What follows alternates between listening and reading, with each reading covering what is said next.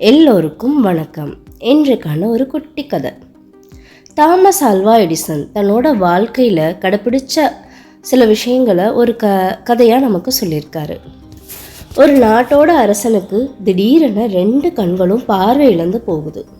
அது சரி செய்ய பல வைத்தியர்கள் வந்து வைத்தியம் செய்கிறாங்க. ஆனால் அவரது கண்களுக்கு பார்வை வரவில்லை. அப்போது ஒரு சித்தர் வந்து ஒரு அருள்வாக்கு சொல்வது போல ஒரு விஷயத்த சொல்கிறாரு. அது என்னன்னா, மலை உச்சியில் சஞ்சீவி மூலிகை உள்ளது. அதை எடுத்து வந்து கண்களில் அதன் சாறு பிழிந்தால் கண் நோய் சரியாவதோடு கண் பார்வையும் வந்துவிடும் என்றார். அதை கேட்ட அந்த அரசனின் 3 மகன்களும் நான் செல்கிறேன், நான் தான் செல்வேன் என்று போட்டி போட்டனர்.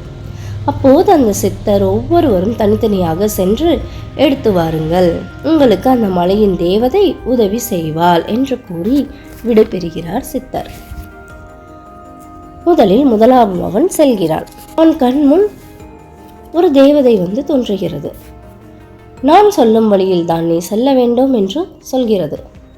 நான் வலதுபுறம் போ என்றால் நீ வலதுபுறம் செல்ல வேண்டும், இடதுபுறம் போ என்றால் இடதுபுறம் செல்ல வேண்டும், இடையில் எந்த இடத்திலும் திரும்பக்கூடாது என்று வழிகாட்ட ஆரம்பித்தது. 1ஆம் அவன் நடந்து செல்ல தேவதை வழிகாட்ட சிறிது தூரம் சென்றதும் தேவதையின் சலங்கை ஒலி சத்தம் வரவில்லை என்று திரும்பி பார்த்தான். நிபந்தனையை மீறியதால் சிலையாகி போனான். அடுத்தது 2ஆம் அவன் சென்றான். அவனுக்கு அதே நிபந்தனை. அவனும் கொஞ்சம் அதிக தூரம் சென்றான். திடீரென சிரிப்பு சத்தம் கேட்டதும் உடனே நிபந்தனையை மீறி அவனும் அறியாமல் திரும்பிவிட்டான். அவனும் சிலையாகி விடுகிறான். 3ஆம் அவன் ஆரம்பித்தான். இவனுக்கும் அதே நிபந்தனைதான். தேவதை இவனுக்கு பின்னால் வழிகாட்டியபடி செல்கிறது. இடையில் ஏகப்பட்ட இடையூறு. அவன் பாதையை மட்டும் மனதில் வைத்து சென்றான். மூலிகையை எடுத்தான். தன் தந்தையின் கண்களில் பார்வையை வர வைத்தான்.